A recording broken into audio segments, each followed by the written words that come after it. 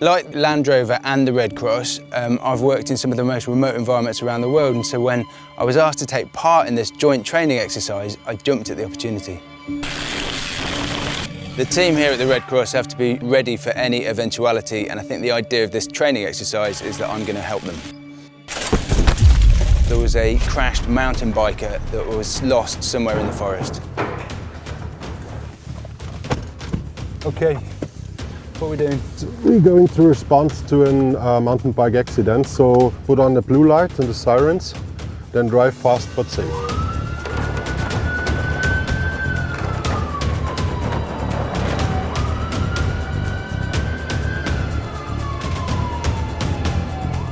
On this training exercise, I was going to be driving the Discovery emergency response vehicle. It's a Land Rover Discovery that the Special Vehicles Operations team have customised for the Red Cross. The vehicle is absolutely packed full of loads of high-tech equipment. It's got multiple radio systems, it's got satellite communications, it's got a drone which has got thermal imaging. You can actually push on the screen and tell the exact GPS location of where you're touching. It's a phenomenal piece of equipment. It's now a bit of rougher terrain, so we should change now the terrain response to rock mode and to low drive.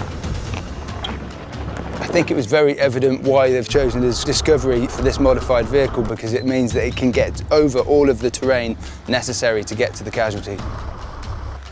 I mean, even though it was an exercise, I couldn't help but get caught up in the emotion, trying to get there as fast as possible. My hands were sweating and I needed to get deep in the forest before I could deploy the drone, and that wasn't even doing it for real, that was just an exercise. I can't imagine what it must be like actually doing that for real. I will show you now how the thermal imaging camera is working. I've had to be evacuated by the emergency services, so I fully understand how valuable these response teams are. In terms of expedition vehicles, this is one of the coolest bits of kit I've ever seen.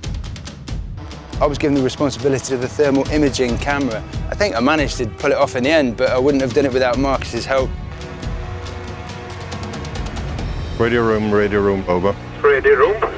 We've located the missing mountain bike. The moment when the thermal imaging camera actually locked onto the casualty was utterly exhilarating. I just started buzzing because it showed that the bit of kit was doing exactly what it was designed to do.